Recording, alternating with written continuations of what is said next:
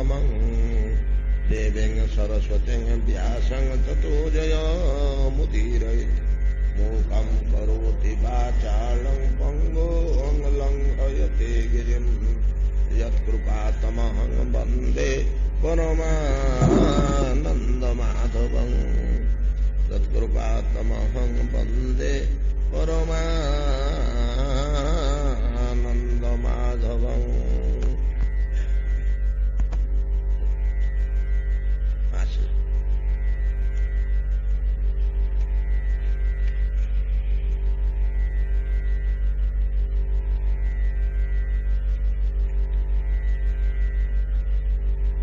नाहं बिभेम्यजिततेति भयानकास्य जिह्वार्कनेत्रभ्रुकुटीरभसोग्रद्रष्टात् अन्त्रस्रजः क्षतजकेशरशङ्कुकर्णः निर्हरादभीतदिग्भात अरिभिर्नखाग्रात् त्रस्तोऽस्म्यहं कृपणवत्सलदुःसहोग्र संसारचक्रकदनात् ग्रसतां प्रणीतः बद्ध स्वकर्मभिरुष इष उषत्तमतेङ्घ्रिमूलं प्रीतोपवर्गशरणं वयसे कदानु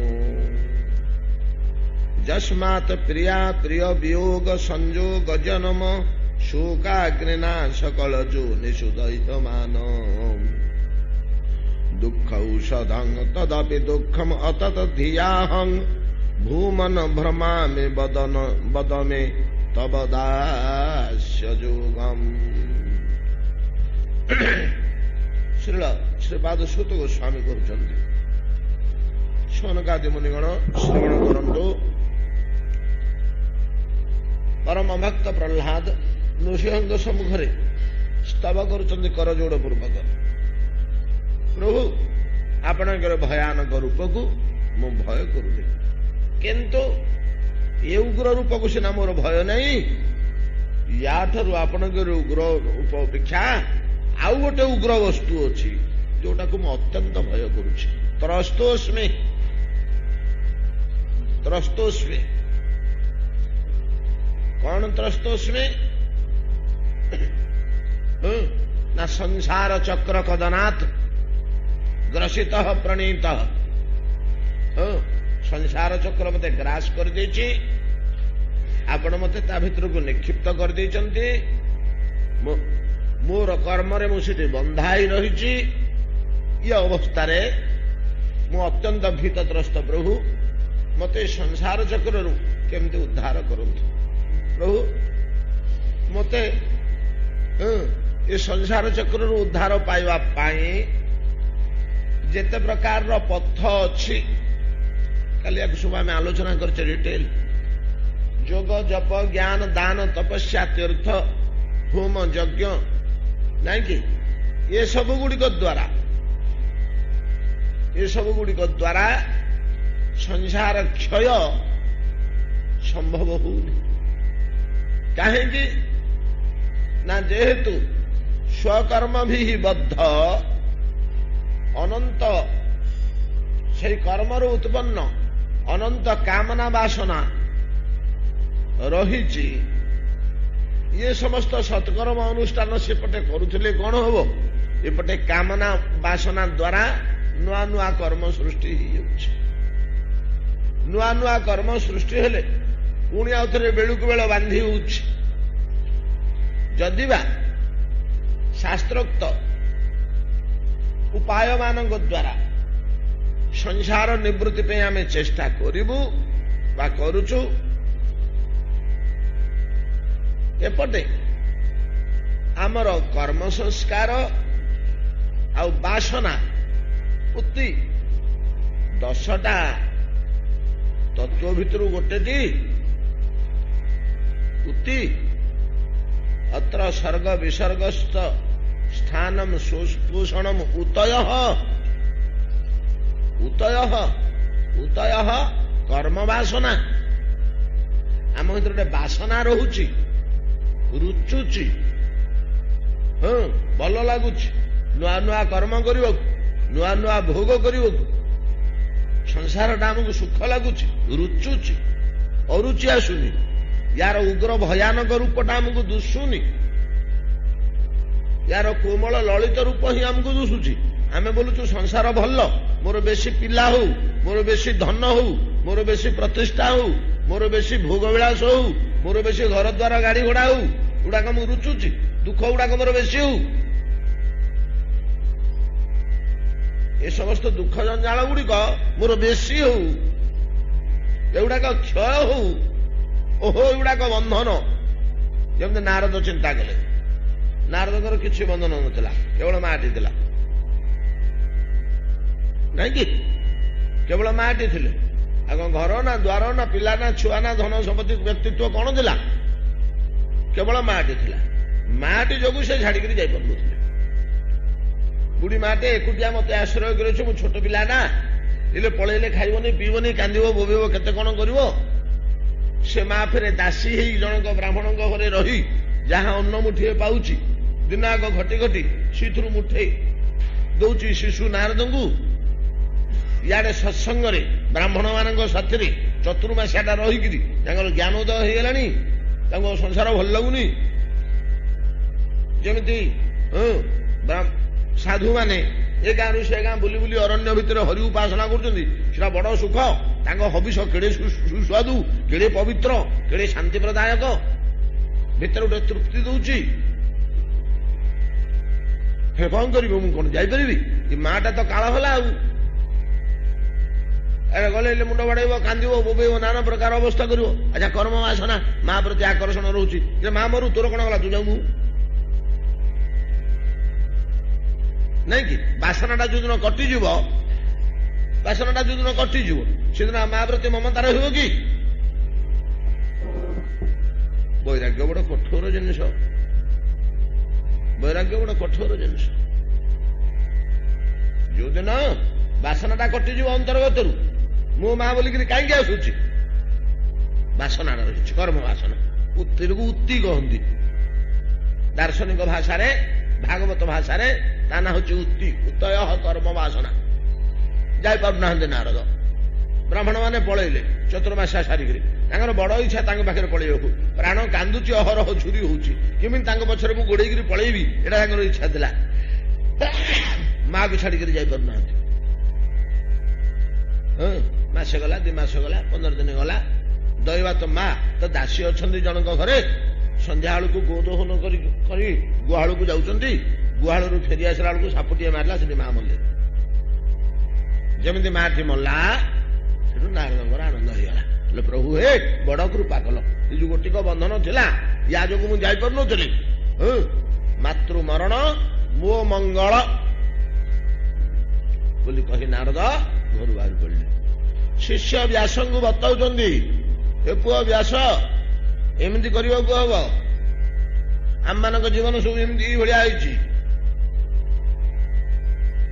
तमें जो वर्तमान बसिकी मुंड बाड़े होच सरस्वती नदी कूल बद्रीनारायण बसी नहीं कि घोर अशांति भोग करुले तो एगुड़ा तो भोग कौन ये कठोर हो पारे शांति आसो मातृमरण मो मंगल बोली कही घर बाहर पड़े ए गाँ से गाँ बुलते आज्ञा गोसाई मैंने गाँ को आसते कि गोसाई मैंने साधु मैंने गाँ को आसते कि दलुटे साधु बाटे गले कि किए कहला हाँ 15 दिन तले आसते साधु दलुटे ये रात रही बरगछ मूले सका उठी कुआड़े गले किए जानी साधु तो सी बहते का नदी कौन चलते का साधु बहते का नदी चलते का साधु नदी जी थी हठात वर्ष दिले बढ़ी निआ गला कुआड़े जे पानी माड़ी जाऊँ कंटा नहीं खोज नहीं खाल नहीं बुड़ नहीं सेमती साधु मैंने बसते बसते चल हो कहले भुसुकी उठले चलने कुआड़े जी तार किसी ठीक ठिका नहीं को गाँ कोटिकी ये जहा साधु मान को खोजी खोजी खोजी खोजी घोर अरण्य भितर को पड़ेले व्याकुल हो भगवान को डाक पकड़े शिशु भगवान संतुष्ट हेले बोले नारद आउ ये जन्म तुम मत पाइबनी से बसी तपस्या कर मोर कृपा है आसंता जन्म को तुम्हें ब्रह्मांगर पुत्र ही जन्म हम आ मोर प्रिय भक्त हम किसी चिंता करनी गोटे आश्वासना मिलला से बसिक निश्चिंत कले मातृ संबंध ममताटी घर काढ़ी दौ ना बासना कह जाए ଏ ବାସନାଟା ଯୋଉଦିନ ମରିଯିବ ସେଦିନ ଆଉ ଏମିତି ବିଚାର ଆସିବ।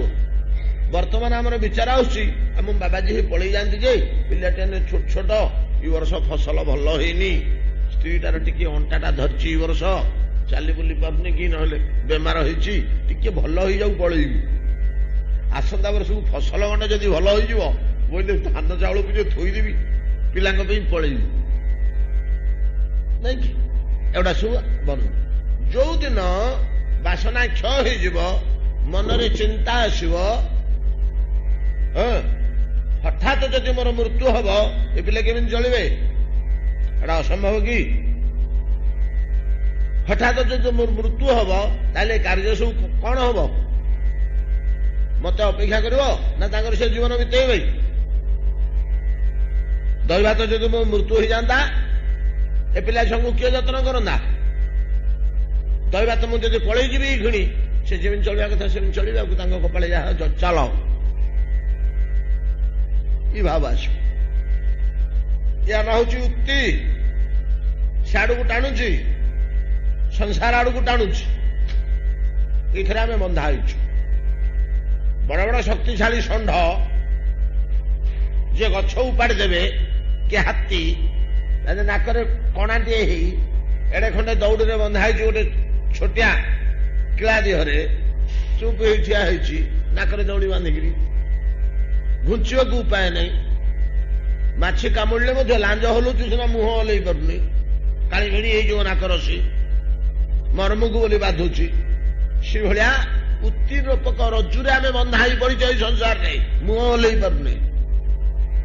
ପ୍ରଭୁ ୟାଠୁ ଦୁଃଖଦାୟକ ଆଉ କଣ ଅଛି? ମତେ କେବେ ଆପଣଙ୍କ ଚରଣାରବିନ୍ଦର ଆହ୍ୱାନ ଆସିବ ହେ ପ୍ରଭୁ? ସେ ଯୋଗ ଜ୍ଞାନ ତପସ୍ୟା ସାଧନ ତୀର୍ଥ ଦାନ ଜପ ତପ ଇଏ କିଛି ହବନି। ସିଆଡେ ବି ଚାଲିଥିବ, ଇଆଡେ ବି କର୍ମ ଚାଲିଥିବ, ଇଏ ବଢି ବଢି ଯାଉଥିବ। ନିଷ୍ଠାପର ଭାବରେ ସେଗୁଡାକ କଲେ ମଧ୍ୟ ପ୍ରହ୍ଲାଦଙ୍କର ମୀମାଂସା। କୁରୁଷି କଣ ମତାମତ ଦିଅନ୍ତି ତ? ପ୍ରହ୍ଲାଦ ମତାମତ ଦଉଛନ୍ତି ଶାସ୍ତ୍ରୋକ୍ତ ସଂସାରରୁ ଉଦ୍ଧାର ପାଇବାର ଉପାୟ ଗୁଡିକ କଲେ ମଧ୍ୟ ତାର ଫଳ ଗୁଡାକ ଅନେକ ଏଇ ସଂସାର ମାଗୁଛନ୍ତି ନାଇଁ କି? ଜୀବ କଣ କରେ?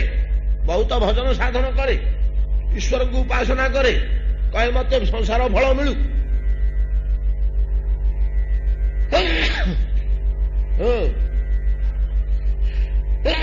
ଦାନ ଯଜ୍ଞ ତପସ୍ୟା ଜପ ତପ ପ୍ରଭୃତି କରେ, ତାର ଫଳଟାକୁ ଆଶା କରେ, ମୋର ପୁଅ ଭଲ ଥାଉ, ମୋର ପତ୍ନୀ ଭଲ ଥାଉ, ମୋର ଧନ ସମ୍ପତ୍ତି ବଢୁ, ମୋର ଘର ଦ୍ୱାର ବେଶୀ ହଉ, ମୋର ଗାଡି ଘୋଡା ହଉ, ମତେ କ୍ଷମତା ପଦବୀ ମିଳୁ। ଏଗୁଡା ମାଗେ, ଏଗୁଡା ସଂସାର ନୁହଁ କି? ଜଗନ୍ନାଥଙ୍କ ପାଖକୁ ଗଲେ ଗରୁଡ ଖମ୍ବ ପାଖରେ ମଧ୍ୟ ପ୍ରଭୁ ଶତ୍ରୁ ହେଇ ଲାଗିଛି, ହେ ପ୍ରଭୁ 5 ବର୍ଷ ହେଲା, ଟିକେ ଦେଖୁନ ତାକୁ, ତା ବଂଶ ନିର୍ଲୋପ କରିଦିଅ।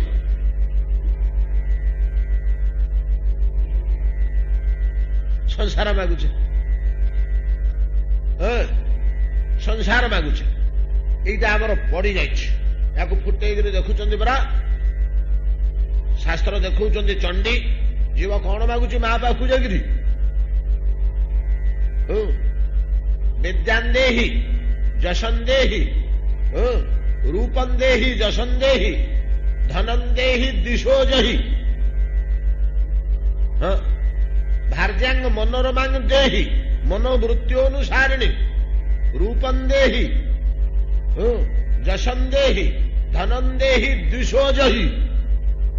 ମୋ ଶତ୍ରୁକୁ ବିନାଶ କର, ଦ୍ୱିଷୋଜହି, ଧନ ଦେମା, ରୂପ ଦେମା, ବିଦ୍ୟା ଦେମା, ଉତ୍ତମ ଭାର୍ଯ୍ୟା ଦେମା। ଏଗୁଡା ମାଗୁଛ ତ ଆଉ କଣ?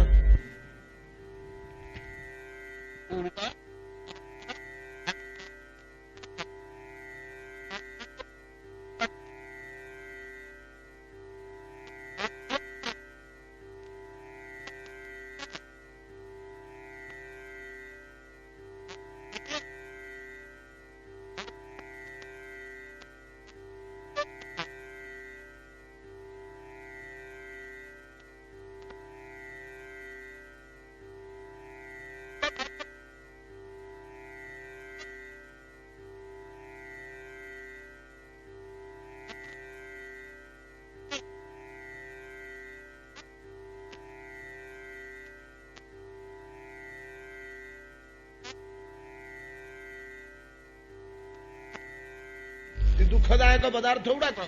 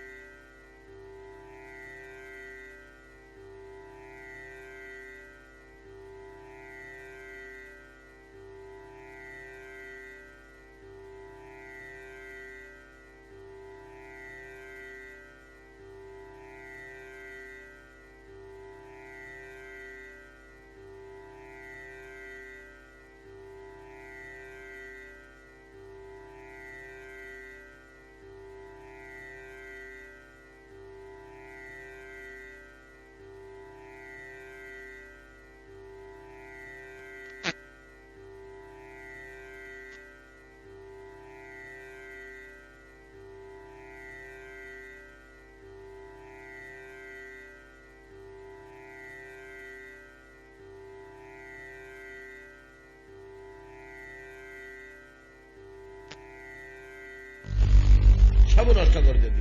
ହେ ପ୍ରଭୁ, ଆପଣଙ୍କ ଭକ୍ତଟା ପରା ସିଏ, ତାର ସର୍ବସ୍ୱ ନଷ୍ଟ କଲ ନା? ହଁ, ତାର ସର୍ବସ୍ୱ କେମିତି ନଷ୍ଟ କରିଦେଲା? ସେ କି କଲବଲ ଛଟପଟ କାନ୍ଦୁଛି ନା? ହଁ କାନ୍ଦୁ, ଆଉ ଟିକେ କାନ୍ଦୁ। ଭଗବାନ କହୁଛନ୍ତି ଆଉ ଟିକେ ହଁ କାନ୍ଦୁଥାଉ, କିଛି ହବନି।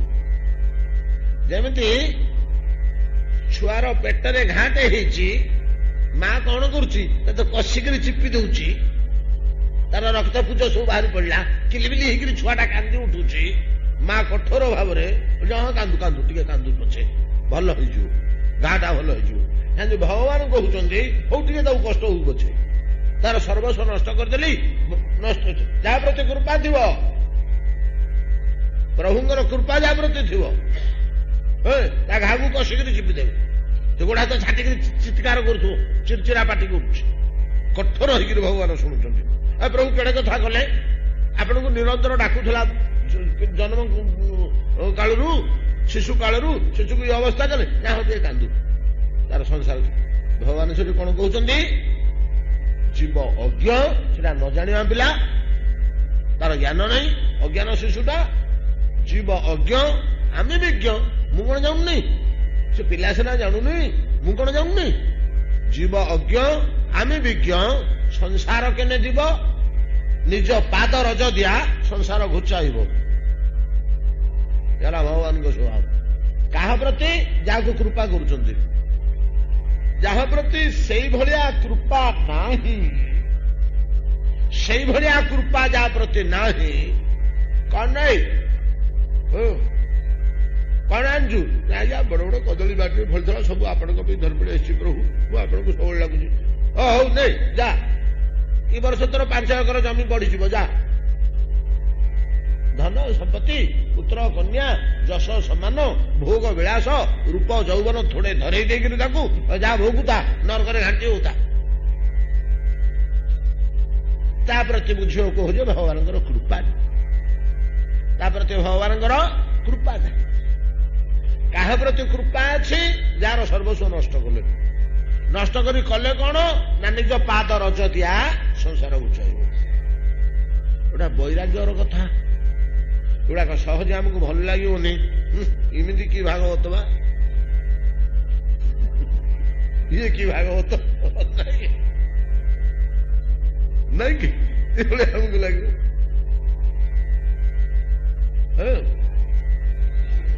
ପ୍ରହ୍ଲାଦ କାହିଁକି ଏତେ କଥା ମୁଁ ଘାଣ୍ଟୁଛି? ପ୍ରହ୍ଲାଦ ତୁ କାଲି କହିଲେ ପ୍ରଭୁ ତବ ଅଙ୍ଘ୍ରି ମୂଳମ୍, ନାଇଁ କି? ଏଇ ତ ସଂସାର ଚକ୍ରରେ ଏମିତି ଘାଣ୍ଟି ଜଗଟି ହଉଛି। କେତେବେଳେ ତୁମ୍ଭ ଅଙ୍ଘ୍ରି ମୂଳରୁ, ପାଦ ମୂଳରୁ ବୟସେ କଦାନୁ ଆହ୍ୱାନ ଆସିବ। କିପରି ନା? ପ୍ରୀତ, ଆପଣ ପ୍ରୀତି ସହକାରେ, ଭଗବାନଙ୍କର ଯଦି ପ୍ରୀତି ଥିବ ତାହେଲେ ତାର ସର୍ବସ୍ୱ ଅପହରଣ କରିବେ, ତାର ସର୍ବସ୍ୱ ଘୁଞ୍ଚେଇ ଦେବେ, ସବୁ ସଂସାର ବନ୍ଧନ ଗୁଡିକ କାଟିଦେବେ। ଆଜି ପୁଅ ଗଲା, 6 ମାସ ପରେ ପତ୍ନୀଟି ଗଲା, ତା ପରଦିନ ଘର ଖଣ୍ଡିକ ପୋଡିଗଲା, ନାଇଁ କି? ଶେଷକୁ ତ ଦାଣ୍ଡରେ ଗାଇ ଗାଇ ବୁଲିଲା, ଭଗବାନଙ୍କ ନାମ ଗାଇ ଗାଇ ଦାଣ୍ଡରେ ବୁଲୁଛି। ରାଧାରାଣୀ କହୁନାହାନ୍ତି କି ଭ୍ରମର ଗୀତାରେ ଯଦନୁଚରିତ ଲୀଳା କର୍ଣ୍ଣ ପୀୟୁଷ ବିପୃଟୁ ନାଇଁ କି ସକୃତ ଦନ ବିଧୂତ ଦ୍ୱନ୍ଦ ଧର୍ମା ବିନଷ୍ଟା। ଆପଣ ତାର ଦ୍ୱନ୍ଦ ଧର୍ମକୁ ନାଶ କରିଦିଅନ୍ତି। ଦ୍ୱନ୍ଦ ଧର୍ମ ଏ ସଂସାର ଧର୍ମ, ସଂସାରଟାକୁ ନଷ୍ଟ କରିଦିଅନ୍ତି। ଯିଏ ଆପଣଙ୍କୁ ଡାକେ ତାର ସଂସାର ଟିକେ ଆପଣ ନଷ୍ଟ କରିଦିଅନ୍ତି। ସପତି ଗୃହ କୁଟୁମ୍ବ ଦୀନମ ଉତ୍ସୃଜ୍ୟ ଦୀନା ବହବ ଇହ ବିହଙ୍ଗା ଭିକ୍ଷୁ ଚର୍ଯ୍ୟାଚରନ୍ତି। ବେକ ମାଗି ବୁଲୁଥିବ, ବେକ ମାଗି ବୁଲୁଥିବ, ଏଟା ଭଗବତ କୃପାର ଲକ୍ଷଣ। ତେଣୁ ପ୍ରଭୁ ଇଏ ସଂସାର ହଟେଇ ଦୂର କରି ଆପଣଙ୍କ ଚରଣରୁ କେତେବେଳେ ମୋ ପ୍ରତି ଆହ୍ୱାନ ଆସିବ, ଆପଣ ଥୋଡ଼େ ଧନ ସମ୍ପତ୍ତି ପ୍ରତିଷ୍ଠା ପ୍ରତିପତ୍ତି ଭୋଗ ବିଳାସ କ୍ଷମତା ପୌରୁଷ ଧରେଇ ଦେଲେ ସେଟା ଆପଣଙ୍କର କୃପା ନୁହଁ, ସେଟା ଆପଣ ଠକିଦେଲେ, ଭଣ୍ଡି ଦେଲେ। କେବେ ଆପଣଙ୍କ ଚରଣାର ବିନ୍ଦରୁ ମୋ ପ୍ରତି ଆହ୍ୱାନ ଆସିବ,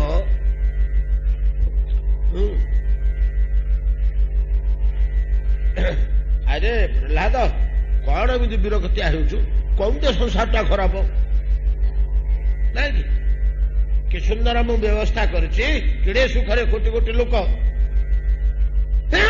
ସଂସାର ଭୋଗ କରୁଛନ୍ତି, ଆଉ ତତେ କଣ ଖରାପ ଲାଗୁଛି ସଂସାରଟା? ତତେ କଣ ସଂସାରଟା ଖରାପ ଲାଗୁଛି? ଭଗବାନ କହୁଛନ୍ତି, ଏ ପ୍ରହ୍ଲାଦ କହୁଛନ୍ତି, ପ୍ରଭୁ ହଁ ଆପଣ ଯୋଉ ସଂସାର ତିଆରି କରିଛନ୍ତି, ଆଉ କଣ କହିବି ଯୋଉ ବଢିଆ ସଂସାର କରିଛନ୍ତି। ଯସ୍ମାତ୍ ପ୍ରିୟା ପ୍ରିୟ ବିୟୋଗ ସଂଯୋଗ ଜନ୍ମ ଶୋକାଗ୍ନିନା ସକଳ ଯୋନିଷୁ ଦୈହମାନ ଦୁଃଖୌଷଧଂ ତଦପି ଦୁଃଖତରଂ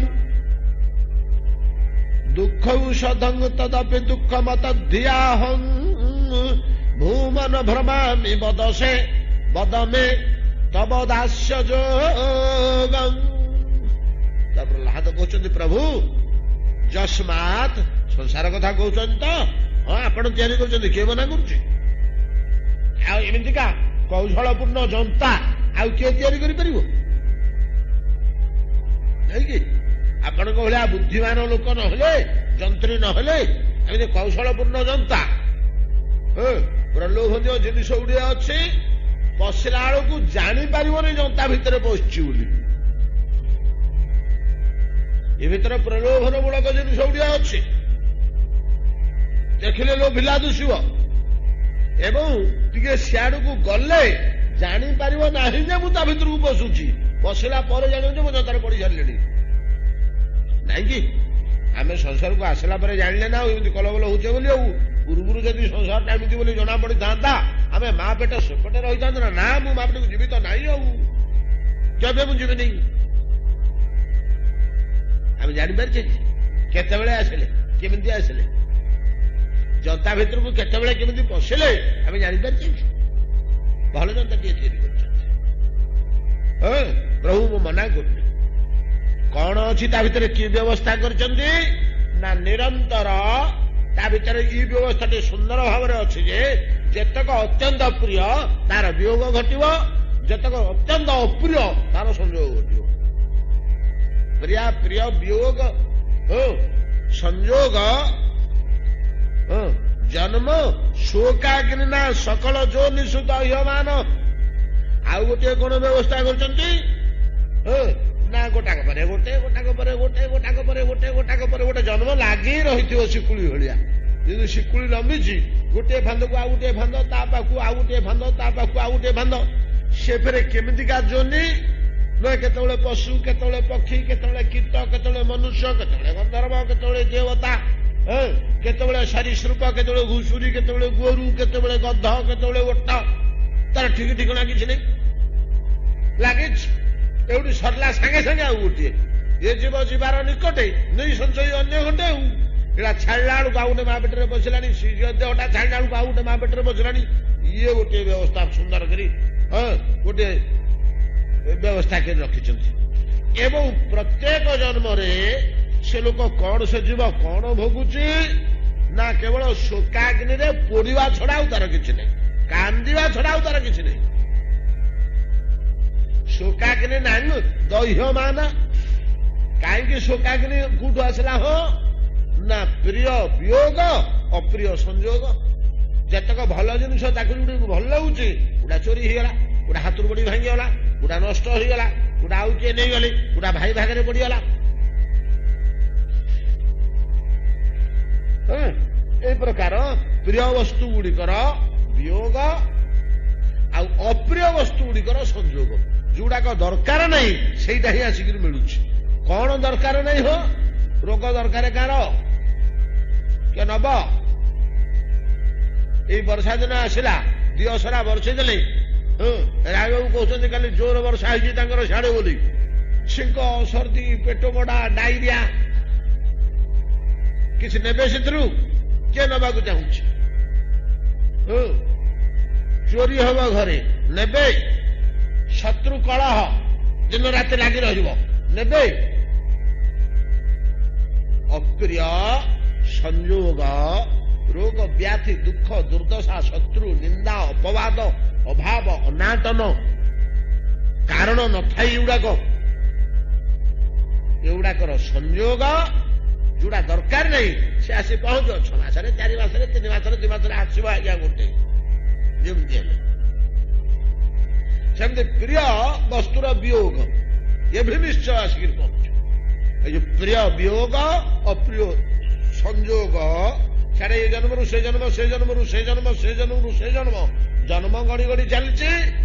তা সাথে প্রিয় সংযোগ অপ্রিয় বিযোগ সবু জন্মরে, সবু দেহরে প্রিয় অপ্রিয় ଅଛି। ୟାରି ଭିତରେ ଦହ୍ୟମାନ ଜୀବ। ସଂସାର ତ ବୋଇଲେ ପ୍ରହ୍ଲାଦ କହୁଛନ୍ତି, ସଂସାର କହିଲେ ମୁଁ ଏତିକି ବୁଝୁଛି। ଏଇ ଦିଟା ଜିନିଷ ହିଁ ସଂସାର ଭିତରେ ମତେ ସ୍ପଷ୍ଟ ଦୁଶୁଛି। ପ୍ରିୟ ବିୟୋଗ, ଅପ୍ରିୟ ସଂଯୋଗ ଏବଂ ଜନ୍ମ ମୃତ୍ୟୁ, ଜନ୍ମ ମୃତ୍ୟୁ, ଏ ଯୋଡିଏ ଜିନିଷ ହିଁ ମତେ ସ୍ପଷ୍ଟ ଦଉଛି। ଏ ଦିଟା ସମସ୍ତଙ୍କ ଜୀବନରେ ଅଛି, ନାଇଁ କି? ଏଟା ସମସ୍ତଙ୍କ ଜୀବନରେ କୀଟ ପତଙ୍ଗ ଠାରୁ ଆରମ୍ଭ କରି ବ୍ରହ୍ମାଙ୍ଗ ପର୍ଯ୍ୟନ୍ତ ଦେହ ତ୍ୟାଗ କଲେ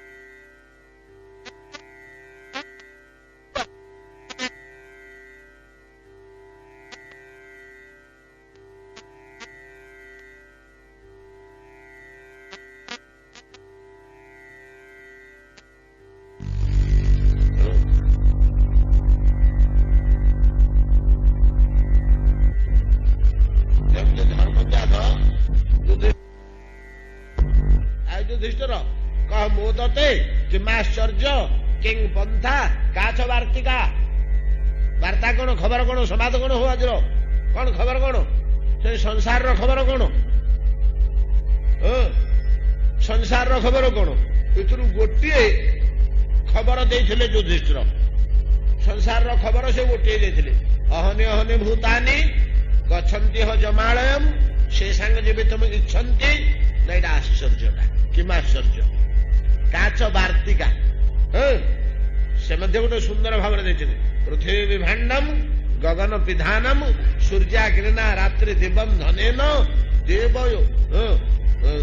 ଦେବୀ ପରିଘଟନେନ ଭୂତାନି ପଚତ୍ୟ ଭୂତାନି ପଚତୀତି ବାର୍ତ୍ତା। ଭୂତାନି କାଳ ପଚତୀତି ବାର୍ତ୍ତା। ପୃଥିବୀ ଗୋଟେ ହାଣ୍ଡି, ଆକାଶ ତା ଉପରେ ଢାଙ୍କୁଣୀ, ସୂର୍ଯ୍ୟ ଚନ୍ଦ୍ର ତା ତଳେ ନିଆଁ, ହାଣ୍ଡି ତଳେ, ଆଉ ଦିନ ରାତି ହଉଛି ତା ଭିତରେ ଡଙ୍କା। ଇଏ ଯେତକ ଜୀବ ଅଛନ୍ତି ସେ ଭିତରେ ସିଝୁଛନ୍ତି। କନ୍ଦମୂଳ ସିଝିଲା ଭଳିଆ।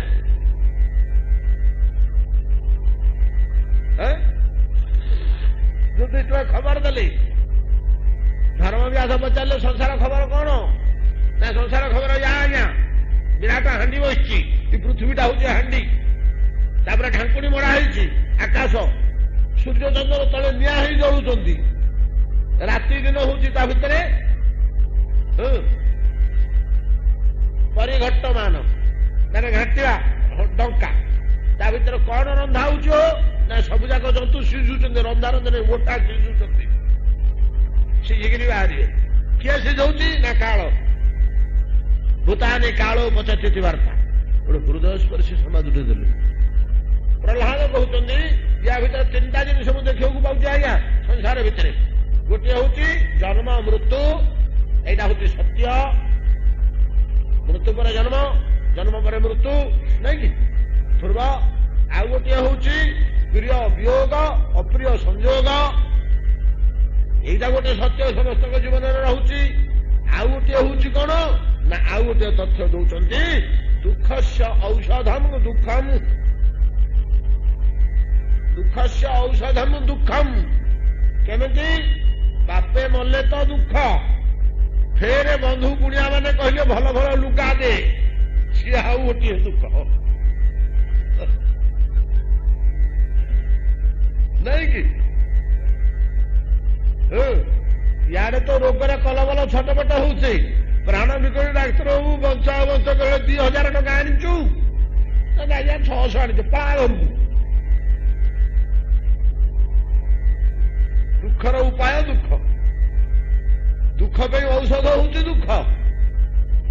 ଗୋଟିଏ ଦୁଃଖ ଆସିଲେ ତାକୁ ଏଡେଇବା ପାଇଁ ଯୋଉ ଉପାୟଟି ଖୋଜା ହେଇଛି ସିଏ ଆଉ ଗୋଟିଏ ଦୁଃଖ। ଏ ମୁନି ଋଷି ଗୁଡାକ କେମିତି ଖୋଜି କାଢୁଛନ୍ତି ଆଜ୍ଞା ସବୁ ଏମିତି ଉପାୟ ବୁଦ୍ଧି। ତିନିଟା ଜିନିଷ ଦେଖାଉଛନ୍ତି ସଂସାର ଭିତରର। ଗୋଟିଏ ହଉଛି ନିରନ୍ତର ଜନ୍ମ ମୃତ୍ୟୁ, ବିଶ୍ରାମ ନାହିଁ, ଜନ୍ମ ପରେ ମୃତ୍ୟୁ, ମୃତ୍ୟୁ ପରେ ଜନ୍ମ, ଜନ୍ମ ପରେ ମୃତ୍ୟୁ, ମୃତ୍ୟୁ ପରେ ଜନ୍ମ, ମୁହୂର୍ତ୍ତ ବିଶ୍ରାମ ନାହିଁ। ଦ୍ୱିତୀୟ ହଉଛି ପ୍ରିୟ ବିଯୋଗ, ଅପ୍ରିୟ ସଂଯୋଗ। ତୃତୀୟ ହଉଛି ଗୋଟେ ଦୁଃଖ ଆସିଲେ ତା ଦେହରୁ ଉପାୟ ପାଇବା, ଉଦ୍ଧାର ପାଇବା ପାଇଁ ଯୋଉ ଉପାୟଟି ଖୋଜା ହେଲା ସେ ଆଉ ଗୋଟିଏ ଦୁଃଖ। ଦୁଃଖରୁ ଉଦ୍ଧାର ପାଇବା ପାଇଁ ଆଉ ଗୋଟିଏ ଦୁଃଖ। ଯାହା ଆମେ କଲୁ ଦୁଃଖରୁ ଉଦ୍ଧାର ପାଇବା ପାଇଁ ସେଥିରୁ ଆଉ ଗୋଟିଏ ଦୁଃଖ ଉତ୍ପନ୍ନ ହେଲା। ଇଏ ତ ସଂସାର ପ୍ରଭୁ ଆଉ କଣ। କେତେବେଳେ ଆପଣଙ୍କ ଚରଣ ଅରବିନ୍ଦରୁ ଆହ୍ୱାନ ଆସିବ ଏ ସଂସାର ଭିତରୁ ବାହାରିକିରି ପଳେଇ ଯାଇପାରିବି, ଯେତେଦିନ ପର୍ଯ୍ୟନ୍ତ ଆପଣଙ୍କର ଆହ୍ୱାନ ଆସିନି। ଦୁଃଖ ଔଷଧଂ ତଦପି ଦୁଃଖମ ଅତତଧିୟାହଂ ଭୁବନ ଭ୍ରମାନି ବଦମେ ତବ ଦାସ୍ୟ ଯୋଗମ୍। ପ୍ରଭୁ, ଯଦି ଆପଣ ଏକାନ୍ତ କହୁଛନ୍ତି ଯେ ନାଇଁ ନାଇଁ ମୋ ପାଦ ମୂଳରୁ ମୁଁ ତୋ ଉପରେ ପ୍ରୀତ ନୁହଁରେ ପ୍ରହ୍ଲାଦ, ମୋ ପାଦ ମୂଳକୁ ତତେ ମୁଁ ଡାକିବି ନାହିଁ, ତୁ ସେ ସଂସାର ଭିତରେ ଥା। ପ୍ରଭୁ, ଆପଣଙ୍କ ଇଚ୍ଛା ବଡ ବଳବାନ, ଆପଣଙ୍କ ଇଚ୍ଛା ବଡ ବଳବାନ। ଯଦି ଆପଣ ଥରେ ଡାକି ଦିଅନ୍ତେ, ପ୍ରହ୍ଲାଦ ଆଡକୁ ଆସୁନୁ ମୋ ପାଖକୁ, ଏ ସଂସାର ଭିତରେ ବଇଛୁ, ବସିଲୁ ତ କେତେବେଳେ, ମୋ ପାଖକୁ ଆସିଲୁ ଟିକେ, ସବୁତକ କର୍ମ ଫଳ ଉତ୍ତି ବାସନା ସାଙ୍ଗେ ସାଙ୍ଗେ ପୋଡିଯିବ। ଯିବ ଆପଣଙ୍କ ଆହ୍ୱାନ ମାତ୍ରେ, ଇଚ୍ଛା ଶକ୍ତିମୟ ପୁରୁଷ ଆପଣଙ୍କ ଆହ୍ୱାନ ମାତ୍ରେ ଆସି ଆପଣଙ୍କ ପାଦର ବିନ୍ଦରେ ପହଞ୍ଚିଯିବ। ଯଦି ଆପଣ କହୁଛନ୍ତି ପ୍ରଭୁ ଯେ ନାଇଁ ନାଇଁ ତୁ ମୋ ପାଦ ମୂଳକୁ ଆନା, ସେ ଭିତରେ ଥା, ସେଇ ସଂସାର ଭିତରେ ଥା, ତାହେଲେ ମତେ ଗୋଟେ ଜିନିଷ ଦିଅନ୍ତୁ, ମୁଁ ଭିତରେ ରହିବି, ଗୋଟେ ଯିବିନି ଆଜ୍ଞା। ସଂସାରଟା ପୁରା ଦୁଃଖମୟ, ସେ ଭିତରେ ରହିବୁ କହୁଛୁ, ଆପଣ ତ ଡାକୁନାହାନ୍ତି ଆଉ ଭିତରେ ରହିବାକୁ ହବ। ଆଉ କଣ ଆଉ ଚାହୁଁଛୁ? ନା ମତେ ଟିକେ ଖାଲି ଆପଣଙ୍କ ନିଜ ମୁହଁରେ ବଦ ମେ ମତେ ଟିକେ ବତେଇ ଦିଅନ୍ତୁ। କଣ ବତେଇବି ତତେ? ନା ତବ ଦାସ୍ୟ ଯୋଗମ୍। କଣ କେମିତି ଜାଣିଲେ ଇ ଭିତରେ ମୁଁ ଅନୁଭବ କରିବି ଯେ ଇଏ ସଂସାରଟି ହଉଛି ଭଗବାନଙ୍କର, ମୁଁ ଗୋଟିଏ ତାଙ୍କର ଭୃତ୍ୟ, ଇ ଭିତରେ ତାଙ୍କ ସେବାରେ ଲାଗିଛି।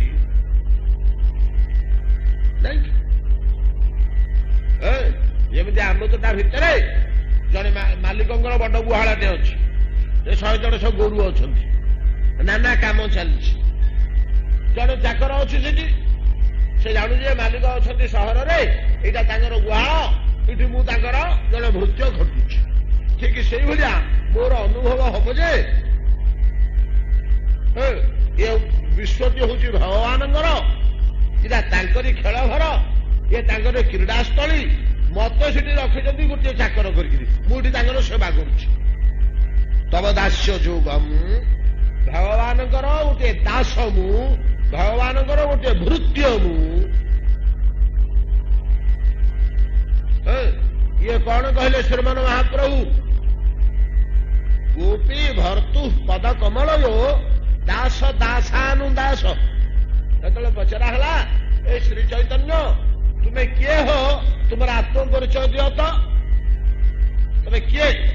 ନାହଂ ମନୁଷ୍ୟ ନଚ ନରପତି, ନାଇଁ କି ମୁଁ ଜୀବଜନ୍ତୁ ମନୁଷ୍ୟ ଇତ୍ୟାଦି କିଛି ନୁହଁ, ମୁଁ ବ୍ରହ୍ମଚାରୀ ଗୃହୀ ଇତ୍ୟାଦି ନୁହଁ, ମୁଁ ରାଜା ଫାଜା ଇତ୍ୟାଦି ନୁହଁ। ଆଉ ତମେ କିଏ? ନା ଗୋପୀ ଭର୍ତ୍ତୁ ପଦ କମଳୟୋ ଦାସ ଦାସାନୁଦାସ। ମୁଁ ଭଗବାନଙ୍କର ଦାସୁଟିଏ, ଏ ଭିତରେ ଅଛି। ଏତକ ଯଦି ଧାରଣା ଆସିଯିବ ମନ ଭିତରେ ଯେ ମୁଁ ଭଗବାନଙ୍କର ଭୃତ୍ୟ, ମୁଁ ଭଗବାନଙ୍କର ଦାସ, ଏଇଠି ମୁଁ ଯାହା କରୁଛି ତାଙ୍କରି ସେବା କରୁଛି। ଏଠି ଗୋଟେ କିଛି ନଷ୍ଟ ହେଇଗଲା, ଏଟା ଠାକୁରଙ୍କର ନଷ୍ଟ ହେଲା, ମୋର କିଛି ହେଇନି। ମୁଁ ଚାକର ଲୋକ, ମାଲିକଙ୍କୁ କହିଦେଲେ ମୋର ଗଲା। ଆଉ କଣ? ଆଜ୍ଞା ସେ ବୁଢୀ ଗାଈଟା ମରିଗଲା, କହିଦେଲେ ମାଲିକଙ୍କୁ ଗଲା। ହଇରେ କେମିତି ଗଲା? ଔଷଧ ବୋଲା। ଆଜ୍ଞା ଠିକ ଡାକ୍ତର ଔଷଧ ଔଷଧ ଦିଆହେଇଛି, କିଛି ଅଛି, ବୁଢୀ ତ ହେଇଥିଲା ମଲା। ଆଜ୍ଞା ଆଜ୍ଞା ସେ କ୍ଷୀର ହାଣ୍ଡିଟା ଭାଙ୍ଗିଗଲା, ଆଜି 150 ଲିଟର କ୍ଷୀର ବୋହିଗଲା। କେମିତି? ଆଜ୍ଞା ଉପରୁ ଟାଇଲଟେ ପଡିଗଲା ଛାତରୁ, ଆପଣ ତ ଭଲ କରି ଘର କରିଦେଲେ, ଖବର ଦେଇଦେଲେ ଗଲା, ତାର କିଛି ଯାଏ। ସେ ଜାଣୁଛି ଏଟା ମାଲିକଙ୍କର, ମୋର ବୋଇଲେ ସିନା ଯାଉଛି ଅସୁବିଧା ନାଇଁ କି? ଏ ଯୋଉ ପ୍ରିୟ ବିୟୋଗ, ଅପ୍ରିୟ ସଂଯୋଗ, ସେଥିରୁ ଯୋଉ ଶୋକାଗ୍ନି ଜାତ, ଏଟା ମୋର ବୋଇଲେ ସିନା ଚିନ୍ତା। ଏଟା ସବୁ ଠାକୁରଙ୍କର ମୁଁ ଭୃତ୍ୟଟିଏ, ତା ଭିତରେ ଦାସୁଟିଏ, ମୁଁ ସେବା କରୁଛି। ଭାଙ୍ଗିଗଲା, ଗଲା ମାଲିକର, ମୋର କଣ ଗଲା? କରେ ତୁ ଜଗିଥିଲୁ ପରା, ଜଗିଥିଲି ଯେ ମୁଁ କଣ କରିବି? ମୁଁ ଅମୁକ କାମରେ ଯାଇଥିଲି, ଭାଙ୍ଗିଗଲା, ଯାଇ କହିଦେଲେ ତ ଗଲା। ଆଉ ପଦେ ଗାଳି ଦେଲେ ଦେବେ, ଆଉ କଣ ଟିକେ ତୁ ହେଇଗଲେ ଯାଇ। କିନ୍ତୁ ନିଜର ବୋଲିକରି ଯଦି ଚିନ୍ତା କଲେ, ଏଟାକୁ ମୋ ଘର, ମୋ ପୁଅ, ମୋ ଧନ, ମୋ ସମ୍ପତ୍ତି, ମୋ ଗାଡି, ଆରମ୍ଭ ହେଲା ଦୁଃଖ। ଇଏ ଗୋଟିଏ କୌଶଳ ଅଛି ପ୍ରଭୁ। ଯଦି ମତେ ଆପଣ ସଂସାରରୁ ଉଦ୍ଧାର କରିବାକୁ ଚାହୁଁନାହାନ୍ତି, ତେବେ ଅନ୍ତତଃ ମୋତେ ତବ ଦାସ୍ୟ ଯୋଗ, ଆପଣଙ୍କ ଭୃତ୍ୟ ହବାର କୌଶଳ କେମିତି ବୁଦ୍ଧି ହେଲେ ମୁଁ ନିଜକୁ ଅନୁଭବ କରିଛି ଆପଣଙ୍କର ଦାସୁଟି, ଆପଣଙ୍କ ଚାକରଟିଏ, ଆପଣଙ୍କ ଗୁହାଳ ଭିତରେ ମୁଁ କାମ କରୁଛି। ଅନ୍ତତଃ ଏଇ ବୁଦ୍ଧି ଟିକକ ମୋତେ ପ୍ରଦାନ କରନ୍ତୁ। ବାରମ୍ବାର ଆଜି